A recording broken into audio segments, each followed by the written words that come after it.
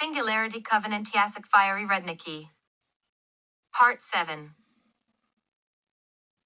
Sedussa refined no punishment can repair the tragedy caused to the victims. If I did to a rapist, a murderer, exactly what he did to the victim, I would damage myself. As a goddess, I would probably survive it. The only effective procedure is hibernation of the mind and body of the villain, petrification, in which Sedussa was perfect. However, this is not a punishment, it is a stopping of time and mind with the impossibility of repair. Petrification has two forms, complete and with the preservation of consciousness, which is akin to being overpowered. What is this overpowering for? What will it give? What is capable of understanding murderers? How can he fix what he did? Nothing is possible anymore, no form of fix or revenge. Therapy is powerless. When you don't know what to do nothing and wait until you understand and a solution appears. If he doesn't exist, is there a solution? Think further. A beautiful stone lies on the beach, in the low grass beside the exercise gym equipment. It was small, maybe 15 centimeters long. 3 colors, hard, solid, heavy. Sedussa left it by the lake, where she found it, although she would like him to be nearby. He has nothing to do with evil and never will. When the water washes him, he sparkles and shines. If you want to torment someone, morality is the best means and the easiest to use. You immediately arouse a sense of guilt in the other person. It is the most subtle torture. Sedussa knew that it was impossible to arouse a sense of guilt in a rapist murderer with the help of morality. He did not have it or had a different one. His ego is bigger than he is an erotomaniac, a sex addict, a sadist, but not a masochist, who himself has not suffered physical suffering. His victims were children in their teens. Torture degrades both the victims and the torturers. It degrades the entire human race. First, I am not a human race, I am a goddess. She put on a black one-piece suit. Like a beautiful young woman, she aroused desire in him, but it was only when she underwent the metamorphosis into Medusa that his emotions reached their zenith. A snake emerged from her mouth, caressing her breasts and belly, slid down to her thighs. Excitement consumed him. The snakes from her head approached his nipples and began to tear them, bite and pull them out. Others hit him on the head with their heads. He began to scream and sob. He asked for a moment of peace. He got it, but only for her to strike with even greater force, with the force of a hammer, but so as not to kill. Genetics can influence behavior. Criminal acts such as rape and murder, but they are usually the result of a combination of genetics and environmental factors. It is inaccurate to attribute such behavior solely to predisposition, as changing genetic predispositions are mainly theoretical. Legal systems focus on punishment and rehabilitation, not genetic intervention.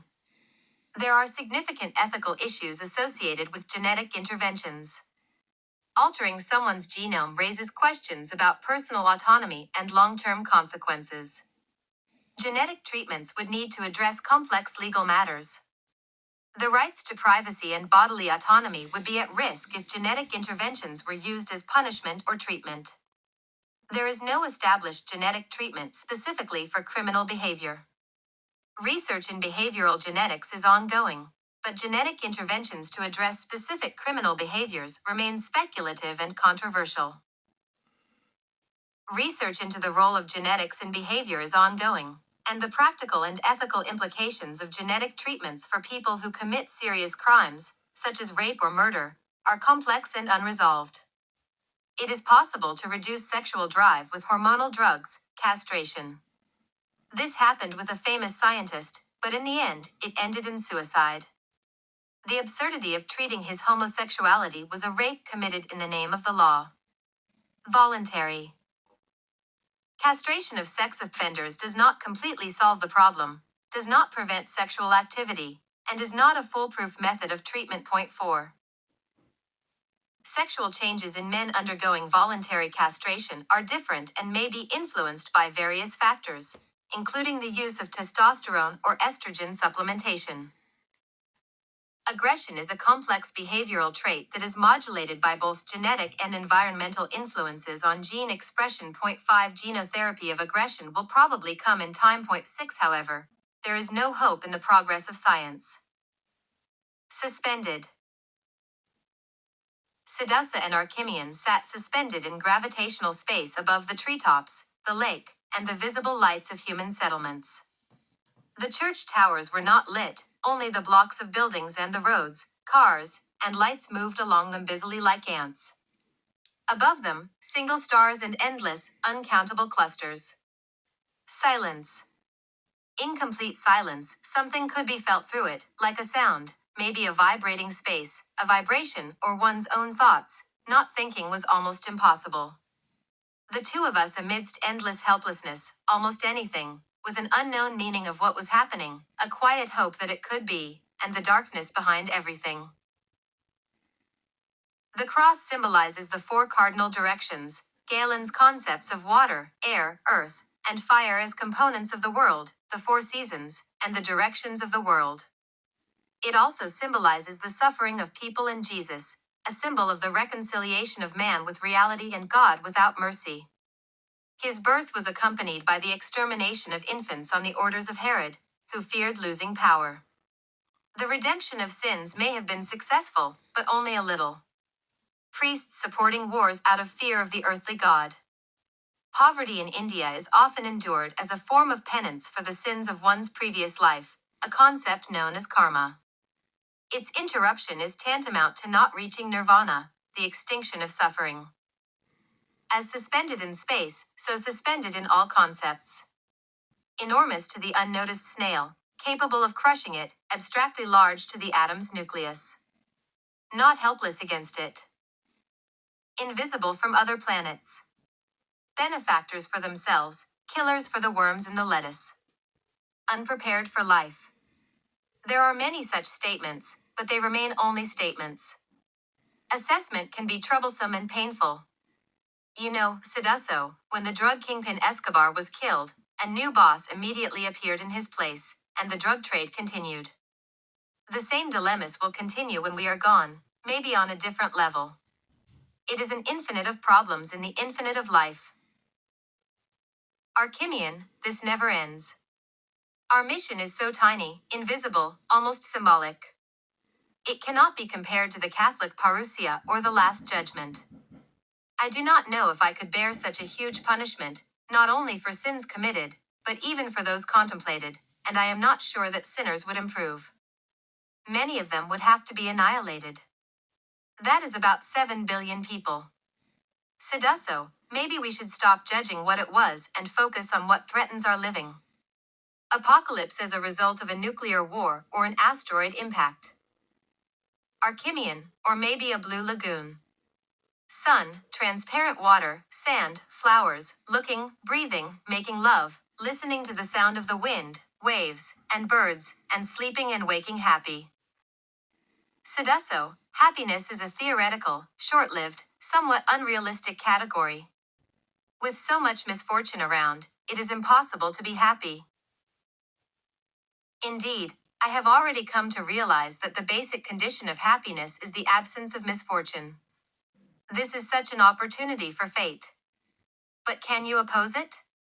At most, you can help fate, eliminate risky behaviors, and apply a measure no greater than the situation requires. Buddha dealt with this. He did not punish karma-regulated actions. They were passed on to others if their perpetrator did not atone, which is already a situation that this person did not deserve. Breaking karma opposes the decrees of fate. Perhaps that is why poverty is tolerated in India. You will never reach nirvana, liberation from suffering, if you do not atone for the fate of others. There is no way out. We have a choice, in a sense, albeit limited. A composer has 12 sounds, a writer has 27 letters, and you can say almost anything. But are you sure? Now imagine how much you can mold from the world's innumerable material and immaterial elements. Structures, compositions, images, algorithms, everything we know can come from this, especially through billions of years. We are an example of this. You are a cyborg, a bionic immortal, technologically with artificial intelligence. I am a goddess, the same, only less technological. I am the same as you, of an unknown structure, but visible powers. This unknown structure and power may have an energy structure recorded in genetic patterns or the code of cosmic radiation or waves, which may be ancient. We can't read them yet, but we will, because my power influences our reality. It may be an energy code related to the function of space and time. The combinations can be endless. Based on them, life and civilization can arise, invisible to us, imperceptible, completely incompatible, well, maybe for a time. Human reality is as pleasant as sex on the beach and as painful as the torture of a sadist. Can relations between an erotomaniac and a nymphomaniac be exciting, but a sadist and a masochist? The sadist would torture the masochist with mutual pleasure. I would like to know, Sedusso, if it would be good for us two, just the two of us. I don't know. Maybe three. After all, I am in two forms, a beautiful woman and a fearsome Medusa. I can arouse desire and fear, pleasure and suffering. Maybe four? You are metamorphic. I like you in both forms, and you want me in your polymorphic forms. Everything that happens in the end is between us, following classical morality. I want this, Archimeon. Archimeon was surprised to see two women before him, one gentle and the other predatory. Both were beautiful and exciting in their own unique ways. He quickly activated his metamorphic program. Soon, four characters were making love, Archimeon, a robot and a human, who could take on both women and men, I, Sedussa, a woman, a superwoman, and a goddess. It is impossible to describe or imagine. In any case, they had children. They are cyborgs, children of Archimeon and Sedussa. They were a combination of the polytheistic religion of the Greeks, the achievements of biotechnology, gene therapy, and artificial intelligence. The genetic code alone was no longer enough to clone them. Stone forest. The stone forest is a forest of trees formed by volcanic fire and water. Beautiful, with stony dignity from the past, suddenly flooded by volcanic lava. For these trees, it's the end, but not quite. We would never have met or seen them without this lava. It is the present of the past. The present is in everything and has abilities that we do not possess. Its size is comparable to that of the Perseus cluster, located 230 million light-years away, and it consists of over 1,000 galaxies, gas clouds, the temperature of which reaches millions of degrees. Everything manages us to some extent, causes us, arouses admiration, desire, or a sense of smallness, if only because Perseus created us, humans, and now sets us quite large goals. They can make us forget like an extract from poppies or kill us if they contain alkaloids like green hellebore, causing severe disorders in the nervous, respiratory, and circulatory systems. Animals avoid them, and we learn this from them. A significant part of medicines is of plant origin. But knowledge is moving forward.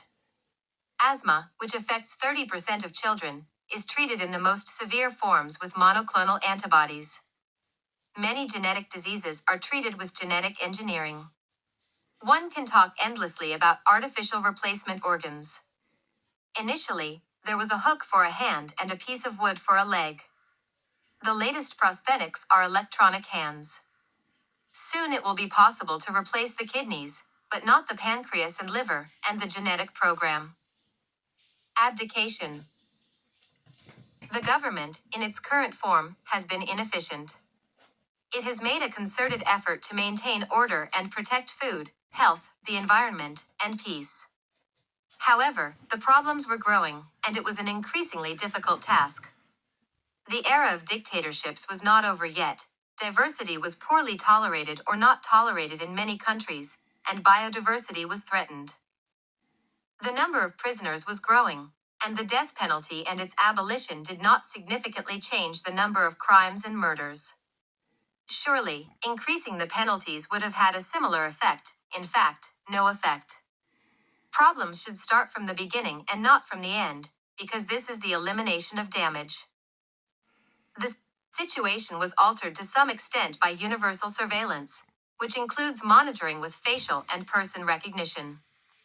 No one reviews these recordings until a disaster, catastrophe, murder, theft, or other similar event occurs. Then it turns out that there was a recording, and often the perpetrator is identified. This deterred people from committing crimes. Data analysis about people in the pre-crime option allowed crime prevention to some extent. It would be better if the decline in crime resulted from increased awareness rather than fear of detection. The problem was the lack of a world government that could enforce peace. Disputes were resolved politically, often ineffectively. The ambitions of leaders, orthodox philosophies, and the population's low cultural level. It was necessary to start with culture. Education should not be restrictive, but open and universal.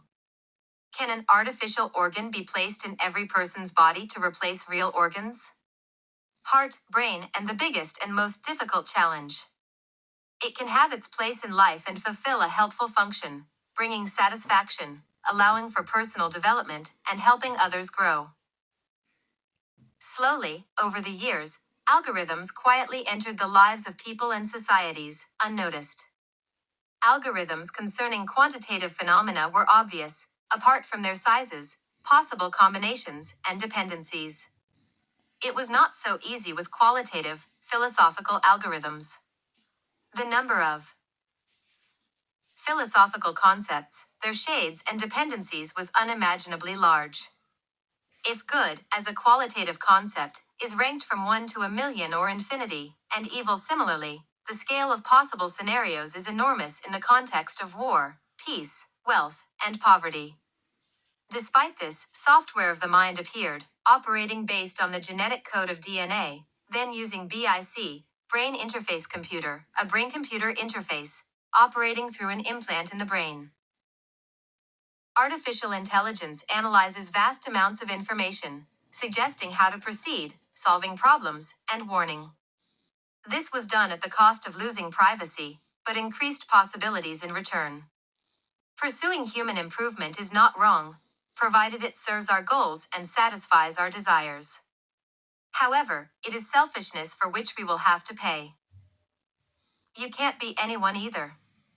And if you are someone, then you are not anyone. Non-existence does not exist. And when you do not exist, you will not know it.